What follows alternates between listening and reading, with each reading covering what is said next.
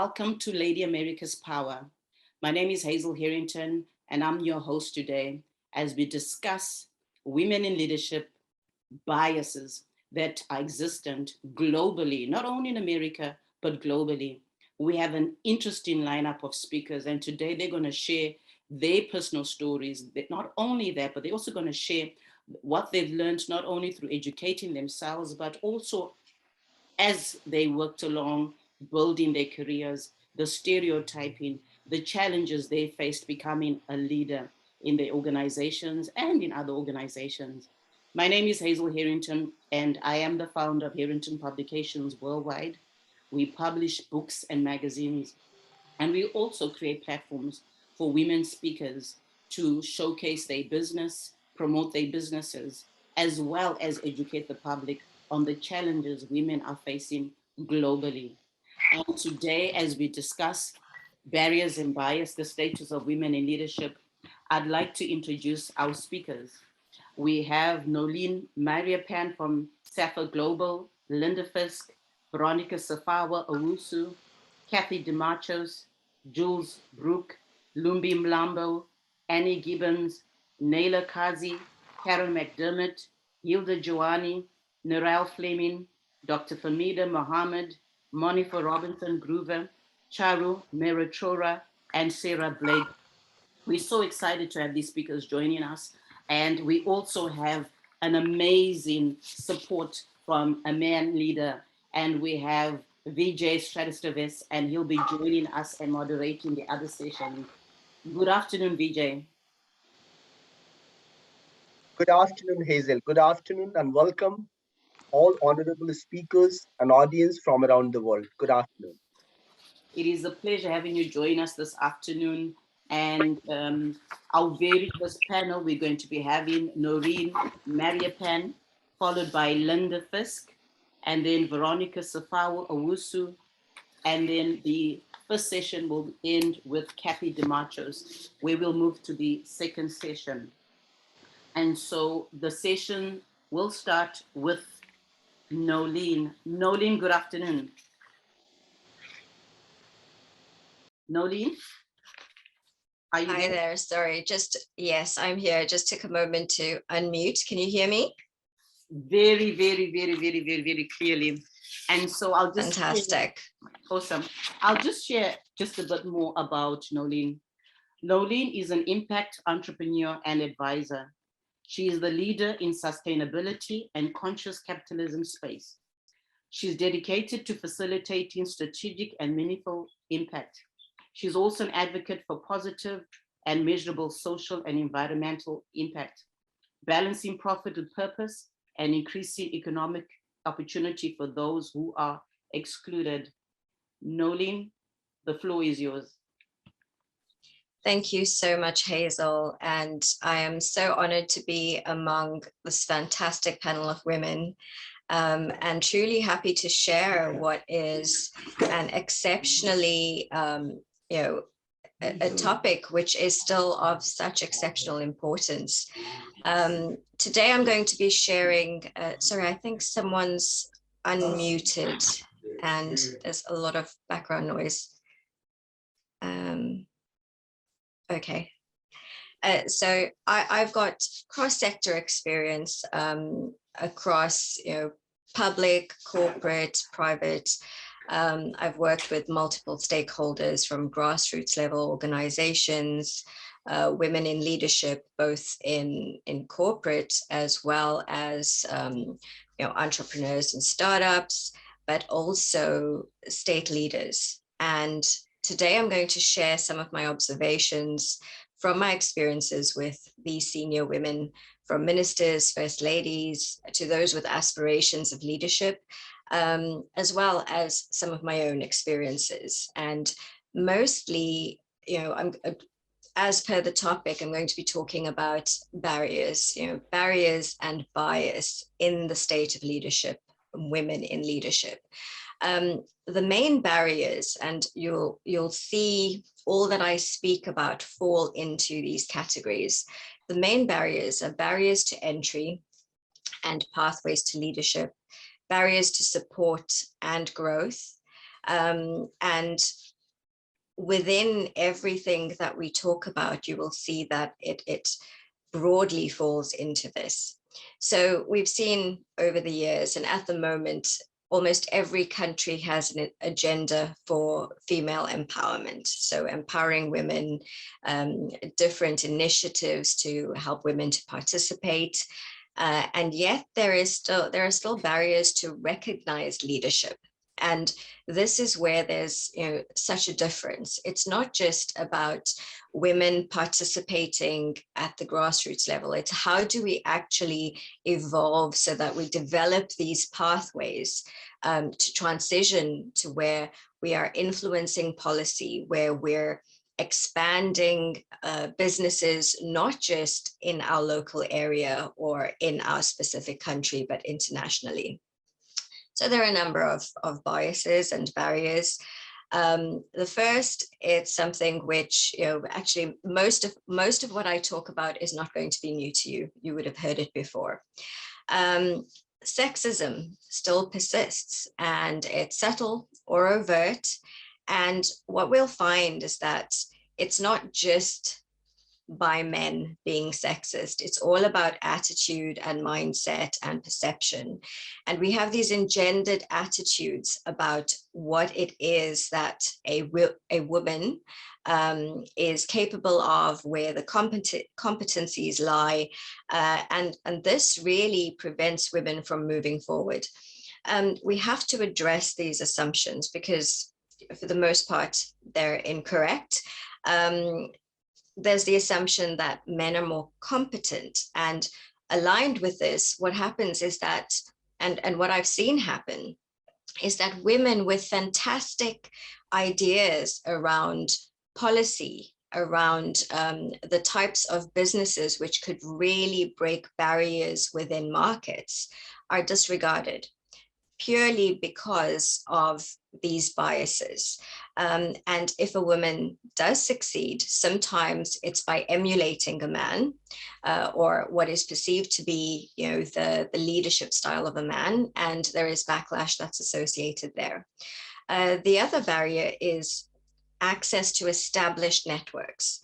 And we'll see, just looking at LinkedIn and everywhere else, there are so many networks for women, so many support groups for women, but what is severely lacking is established networks which really provide women with inroads at the highest levels.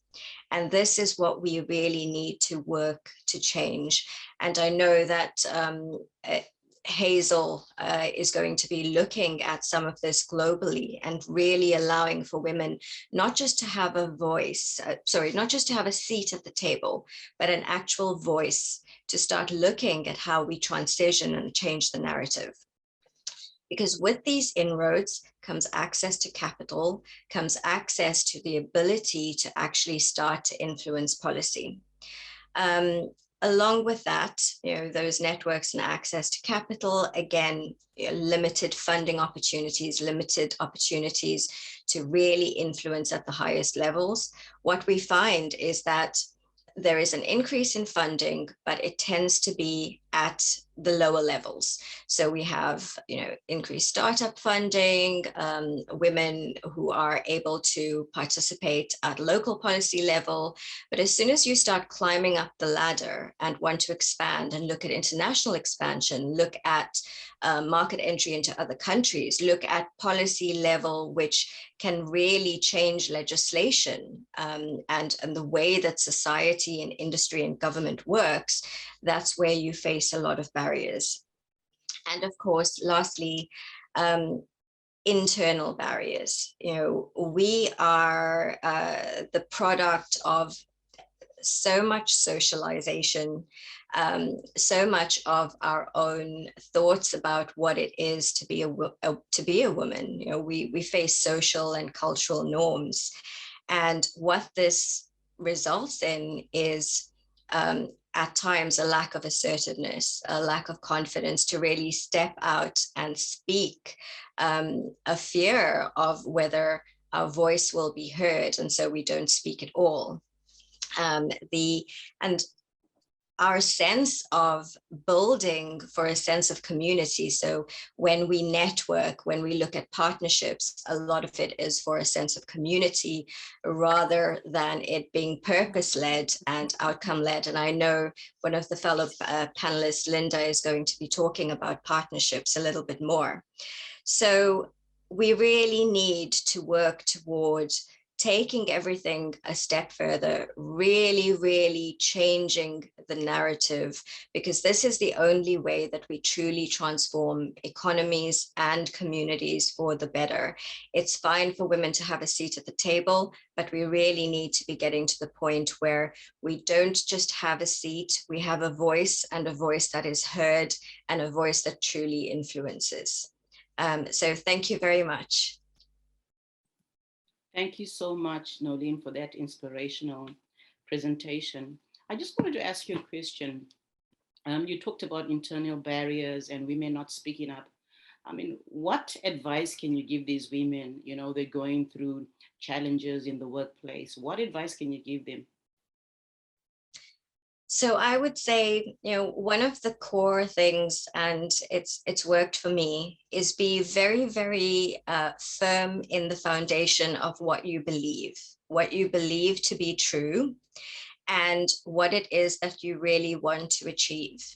And if your belief in that, the purpose and the why and the how you want to do something is strong, it will help you to overcome any of the fears and that might prevent you from being able to speak up, and constantly go back to that, go back to that foundation of what are you doing and why, what is the purpose, and how strongly do you believe in it?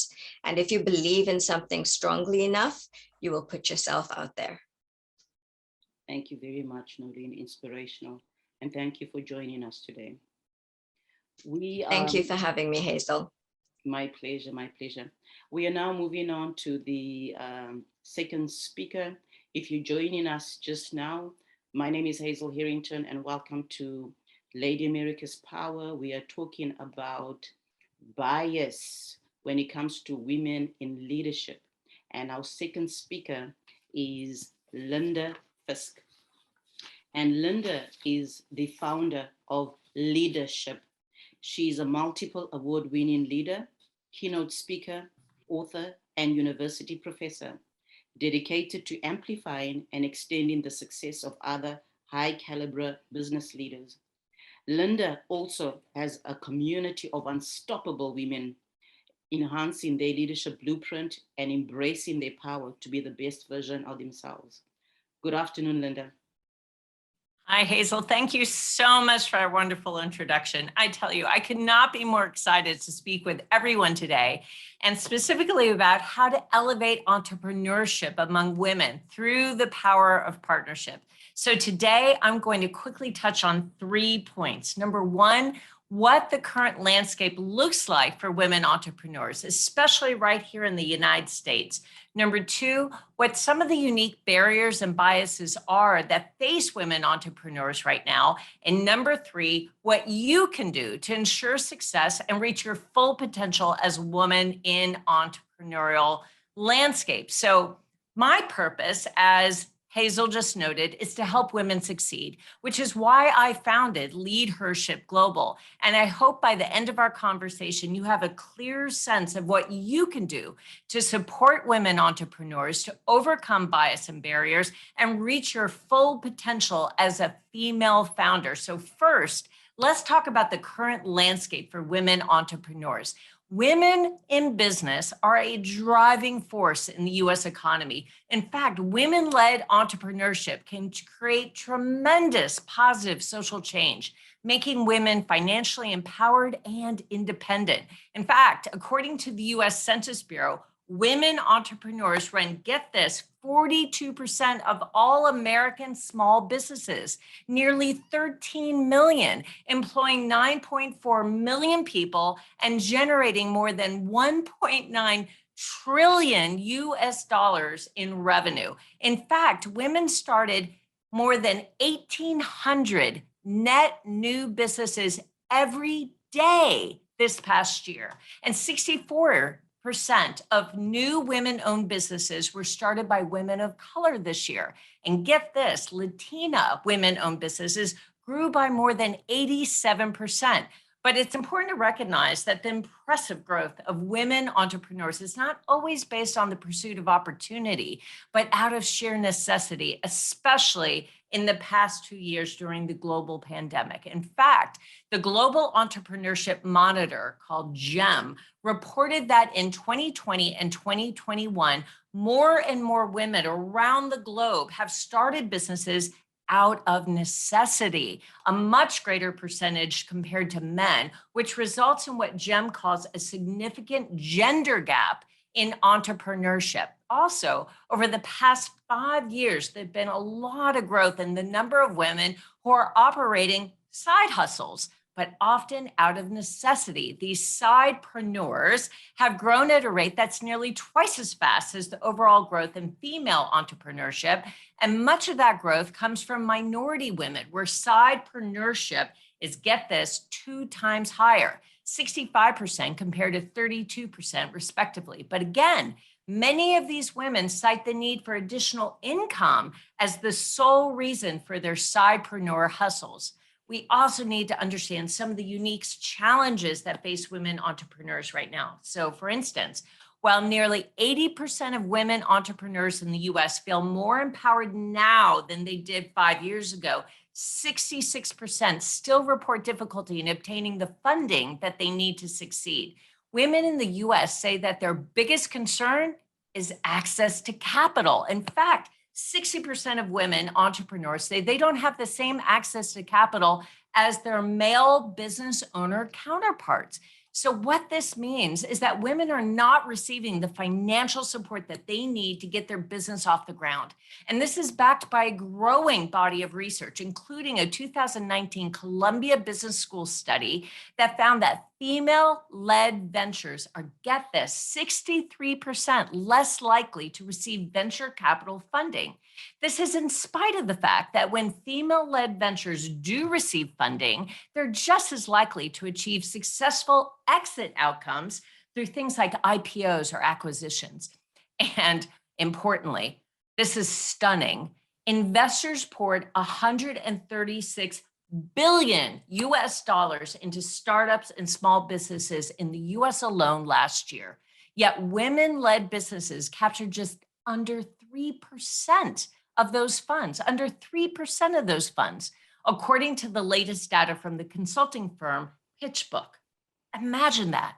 Now, also, additionally, loan approval rates for female entrepreneurs is more than 20% less than it is for men. So access to capital is crucial for any small business's growth trajectory, and women are being carved out of that ecosystem. And for minority women entrepreneurs, the issues are further exacerbated. Get this, Black women own 1.5 million businesses in America that generate about $44 billion per year. However, Black females only obtain, get ready, 0.2% of venture capital investment dollars, with both unintentional and intentional discrimination limiting the access that women entrepreneurs have to funding. It's clear that a greater push needs to be made to break down these barriers. So what do? Well, number one, we can address the stereotypes about what entrepreneurs are and what entrepreneurship is. And it includes women, support networks for women in startups, greater representation of women in leadership, and girls being taught entrepreneurial skills at a very young age. These are all critical components of furthering women's success as entrepreneurs. Number two, learn from each other about the best ways to build a successful business and a vibrant entrepreneurial ecosystem. You know, all entrepreneurs need someone to look up to and to get guidance from when it comes to approaching investors. For women, that often means talking to other female founders and business leaders who have overcome the particular obstacles that they're facing. So we have to be open to provide that mentorship, and we have to ask for help. Number three, networking. networking is extremely useful in connecting entrepreneurs to investors. Women entrepreneurs often experience limited and gender biased access to established social and business networks, and that creates less access to knowledgeable mentors and capital. So we have got to allow women to have the same access to networking and partnership opportunities without the gender biases that are currently at play. And four, finally, consider adopting a new approach to problem solving by redesigning the relationships in your life through partnership. I have a deep appreciation for the transformative power of partnerships to create an entire world that's more inclusive, more prosperous, more sustainable, more resilient. Partnerships are more than just collaboration. It's about moving beyond just responsibility for individual initiatives to a relationship that involves co-creation. It involves shared risks and responsibilities, a sense of interdependency and organizational transformation. True partnership is about identified shared values and leveraging the combined strengths of each partner to achieve a level of impact that could not be accomplished independently. So partnerships that are founded on trust and respect, they can foster an explosion of creativity and a true multiplier effect that can literally transform your life. So ultimately, you can ensure success and reach your potential as a woman entrepreneur, overcoming barriers and bias through networking and through partnerships that really emphasize transformation over transaction to achieve the level of scale and depth that is really required to catalyze real, substantial change. Overcoming unintentional or intentional discrimination starts with being fearless, resilient, and fully exploring all the potential options to be seen and heard. Thank you, Linda. Wow, I love your energy. And I can tell, Linda, that you're very passionate, about this topic. I mean, these are shocking statistics. I mean, Black women only receiving 0.2% venture capital. I mean, you talked about 80%, 87% Latino women are actually exploding the US economy. But if you look at the amount of money that has been given back to these women, it's actually shocking. It's shocking. Yeah, it is. It is. And I think, Linda, the question I have for you, you've expressed to us all these shocking figures, is talk more about networking just for a minute, because I believe that your network is your net worth. And explain to the women leaders that are watching, why is it important to network to grow your business? I love that question. Thank you so much, Hazel. I agree with you that your network is your net worth. And the reason is people do business with others that they know, like, and respect. And so the more that you reach out to others that you can learn from, that you can grow with, that you can connect with, and you can really, in a very transparent, authentic, and genuine way, express what you need, as well as what you have to offer, you will be absolutely amazed at the amount of support that you receive. But you have to be open, you have to be vulnerable, and you have to be transparent in asking for what you need. And if you do so in a way that engenders trust and that you are forming a relationship, you are not just asking to receive, but you're willing to give in that relationship, what I have found is that creates just an upswell of support, connections, resources, tools, and access to funding that business owners and business founders need in order to grow and scale their success. In order to accelerate their success, they need to be connected to other purpose-driven, like-minded leaders. Thank you so much, Linda. Fantastic presentation. And if you've just joined us once again, welcome to Lady America's Power. We're talking about barriers and bias, the status of women in leadership. Like I said earlier on, this platform has been created so that you can get expert advice and steps where you can take action to become the woman that you were born to be, the leader that you were born to be. And coming up next is an amazing global leader and expert speaker, and her name is Veronica Safao Owusu. Veronica, good afternoon. Good afternoon, Hazel. Thank you so much for having me. It is a pleasure having you on this platform, and I'll share a bit more about the amazing Veronica. Veronica is a deep dive impact course creation strategist for impact entrepreneurs. She's free-spirited and an amazing dancer. Oh my gosh, you have to connect with her on LinkedIn. This woman can booty. And she's also a speaker, and I love her brand because it's all about gold dust. Everything she touches turns to gold, trust me. Exactly. She's also known as the Power Coach and the Gold Dust Queen. Veronica is also a master educationalist, a deep dive online course creation strategist, board member of the educational communities worldwide, a transformational mindset coach, and a free-spirited speaker. Her mission is to enlighten, inspire, and empower the world. Veronica, the floor is yours. Wow, Hazel, thank you so much. Absolutely. I talk a lot about the gold dust because it's the essence of the work I do, excavating, deep diving, and really bringing forth the essence of what we're made of as women, especially.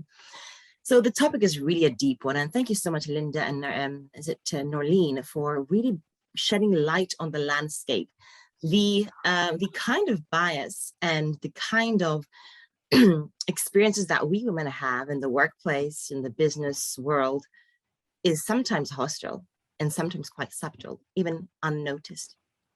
This is a real issue. And of course, like many of the speakers said rightly, the stereotypes. You're too sensitive, Veronica. Oh, you're too much. You're too this and you're too that. How many of us have heard this before one time in our lives? Yes, hands up, absolutely. And the idea of these old stereotypes is really devastating what women can actually bring forth from their power. The idea that we have to be more masculine, the idea that, you know, in the workplace, if you're not like this or like that, you cannot be promoted, you cannot be taken seriously. I even had an incident when I started off in this online world, in this business world, and expressing myself beyond the labels. My mom said, Veronica, are people really going to take you seriously with all this dancing? I was like, Mama, I understand you love me, and I understand, of course, that you're here to watch my, you know, have my back and all that, but this is who I am, and I want to show people who I am beyond just the labels. So it's really a responsibility of ours that despite the bias, despite the stereotypes, we must take charge of who we are, know who we are, and express that, because that's where the power lies. They don't want us to know that. They want us to think that being feminine is weak, being compassionate, being gentle, being caring, and having that empathy. Oh, that's not business-like, that's not professional. No, I'm breaking all the rules, especially on LinkedIn. So those stereotypes, yes, they exist, but it is our responsibility to stay empowered. Another, of course, wonderful point that you mentioned was the connections that we as women have. When I say connections, I mean what we have access to. Linda mentioned about funding. I had the privilege, and I do have the privilege currently working with the United Nations Industrial Development Organization, UNIDO, and I'm so honored to be working on their online course on gender lens investing. The challenge is real. The financial gap is real, and we need to bridge that. Now, another issue that I have personally faced is discrimination, of course, in the workplace. How can we advance when we put in all the effort, when we showcase our skills, and when we go even beyond, where because of how we look, because of how we speak, or because of a choice, a lifestyle, we are put to the back end. These are all real issues. But here's the deal. How do we handle these? How do we overcome these challenges that's the reality? And yes, we can talk about policymakers implementing policies that support us and that don't discriminate. And we have the teams, and we have the diversity teams and the leadership teams that really try to build these policies and so on. But beyond that, what can we do? I truly believe in the gold dust effect. That is empowering yourself, because the truth is, it starts with us within. We have to remember one thing. Reality is reality. We have events and circumstances that happen. We are experiencing them. But the power is how we respond to them, meaning how we think. And the images we produce in our minds and how we respond to them ultimately determines how we experience them. Let's use that principle to regain our power and really make a difference in how we show up. That even though somebody has discriminated against me, even though this is the case and I have limited funding, I can find other ways, like Linda said, partnerships, networking. There is always a way. Let's own that power. Remember also the very important fact that we have a certain programming as women. We have been brought up in different lifestyles and different circumstances. We have been programmed in a certain way to believe certain things. Sometimes what we believe isn't originally ours.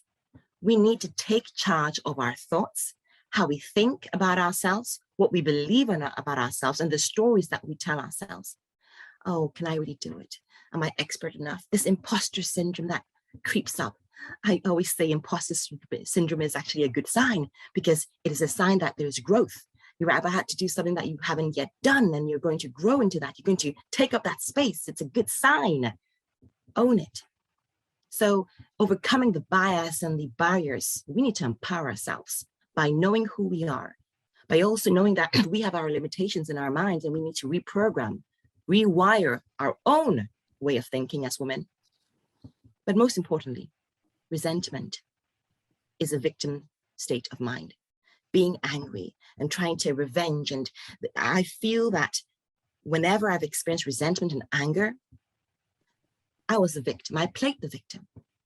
We need to free ourselves of the resentment. We need to free ourselves of the anger and embrace the power of freedom, the power of peace, and know that we have what it takes within us to make the difference that we need to make in the world.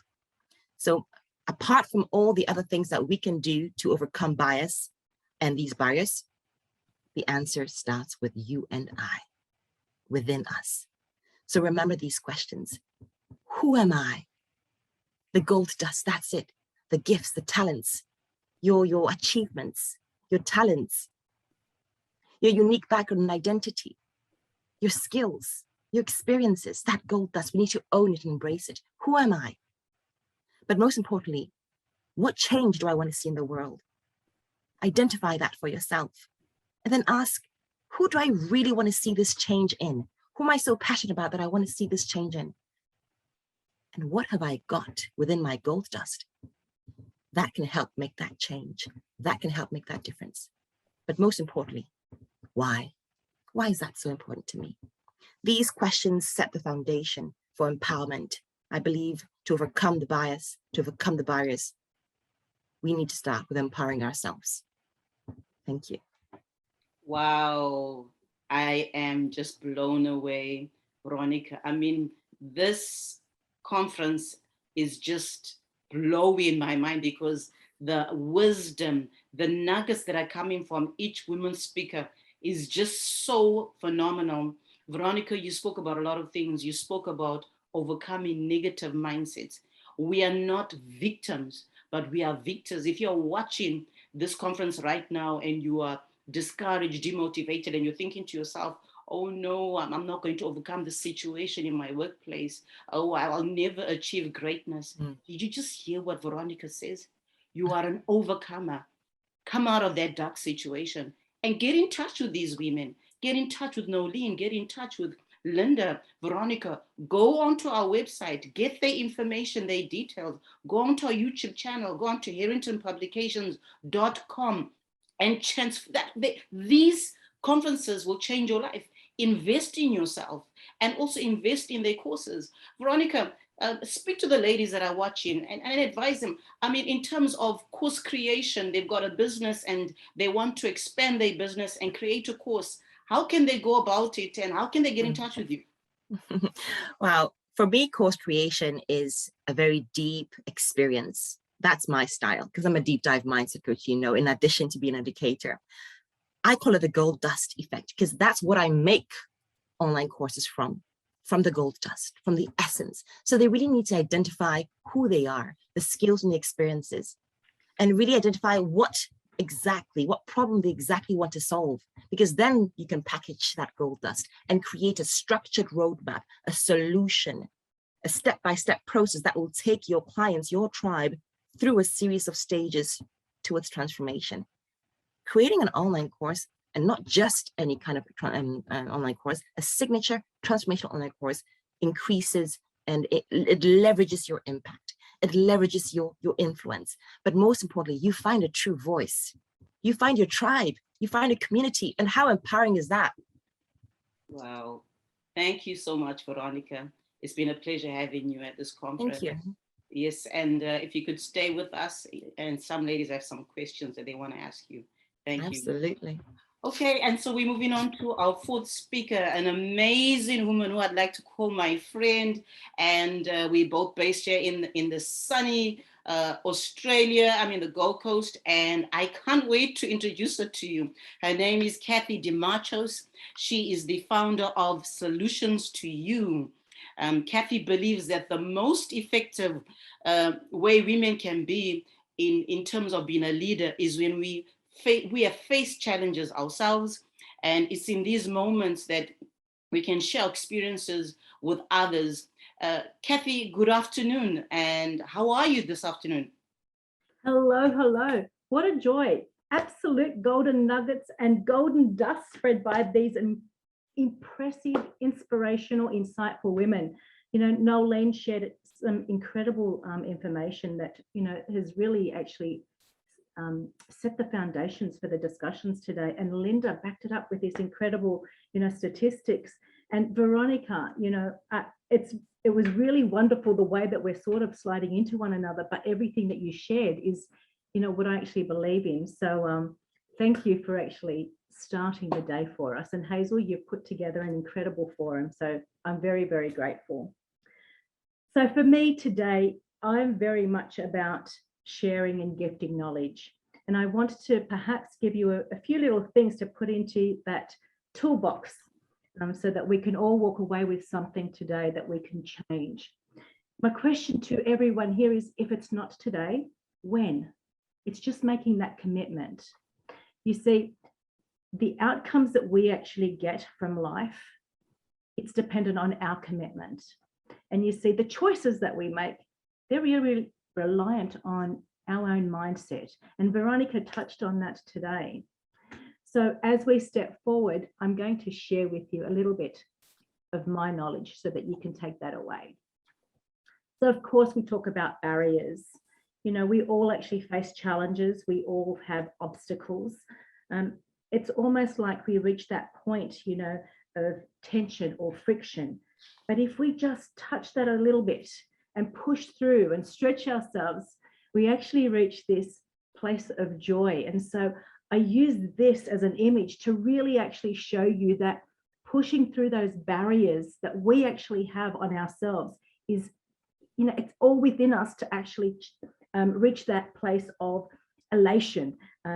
There is so much that actually hits or sits behind that outer shell. Just have the courage not to actually do it just for yourself, but to actually show others how. And when we can do that together, the incredible impact that we will actually have for women, for our future generation, is incredible. So as I share that with you, I'm going to give you four little tips or 4 little strategies that you can actually just, put in your little pocket.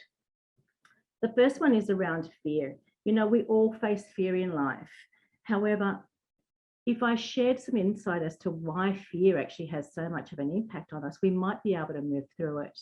So neuroscience actually shows us that when we experience fear, it actually is tapping into the same part of our brain of what our experiences are when we feel physical pain.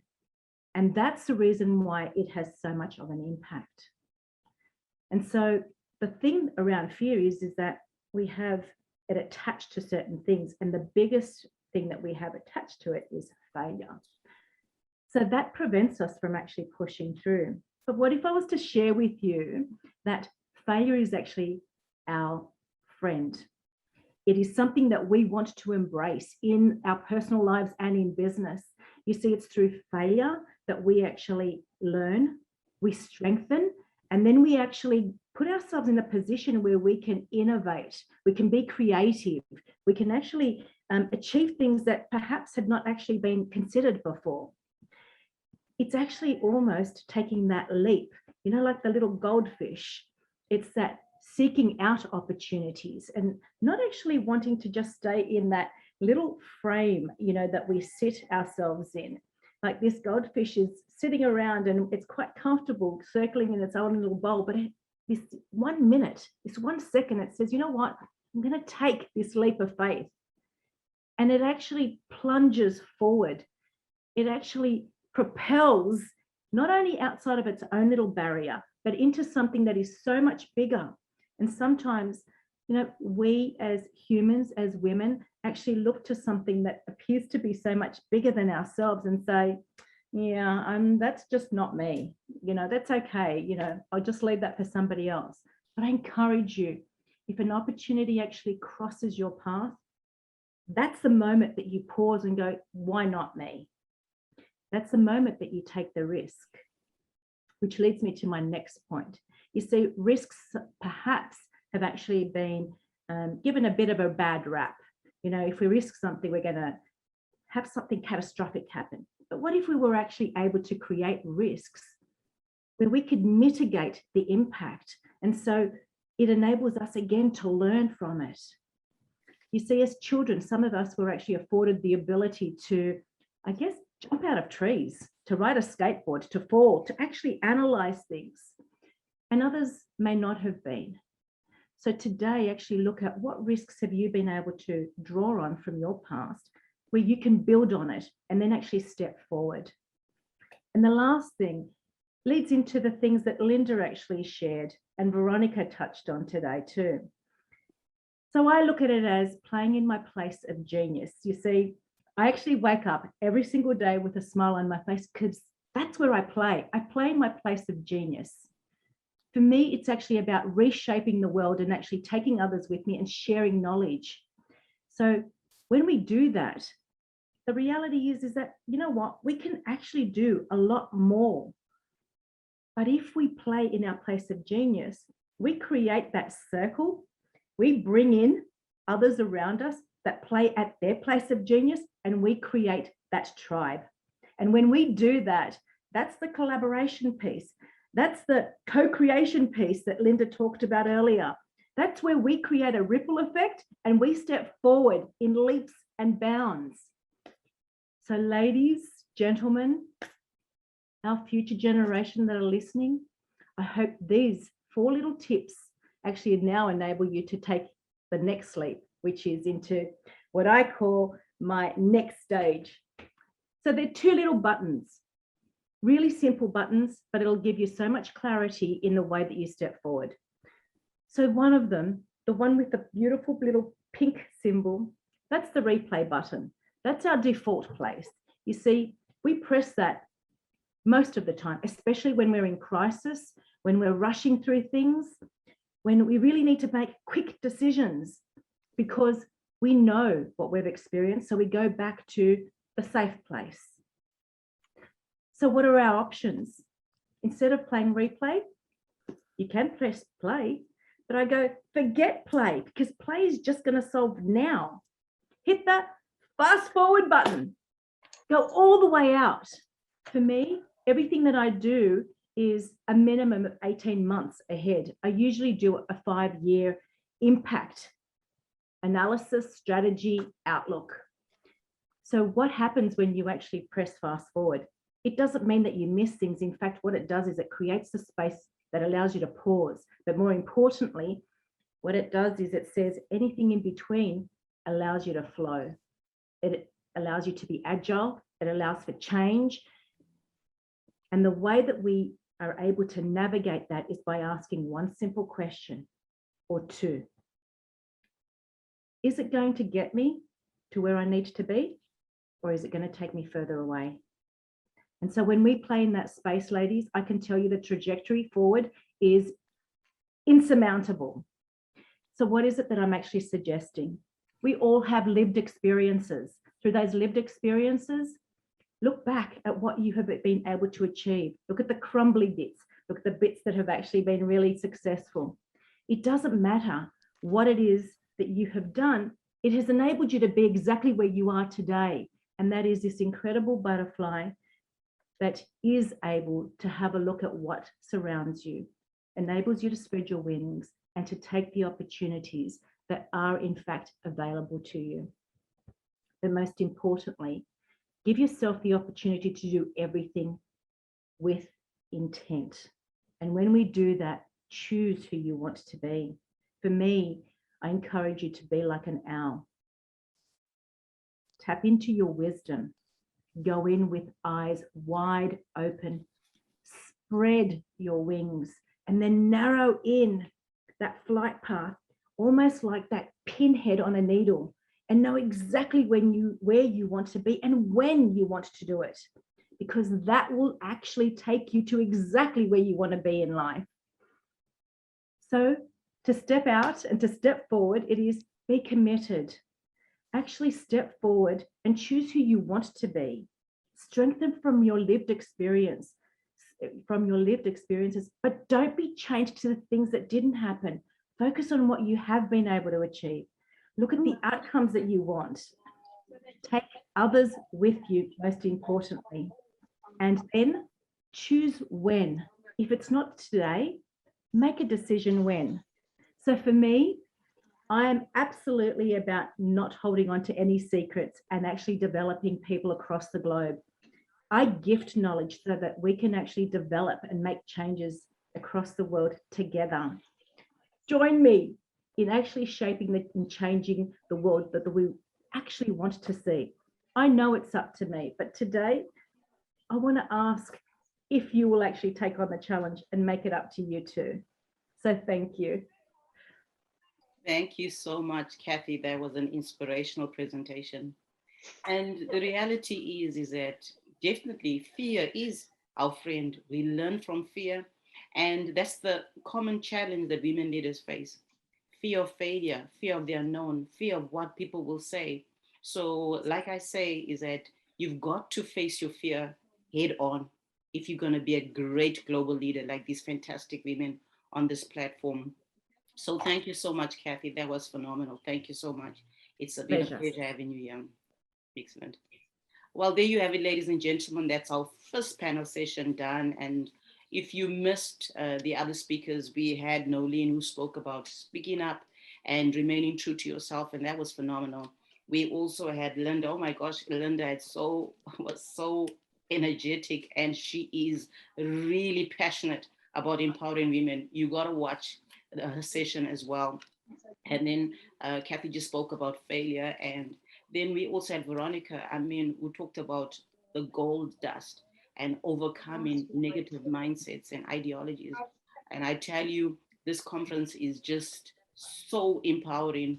And stay with us. We're moving on to the second panel sessions, and VJ Srivastava will be taking on that session and moderating.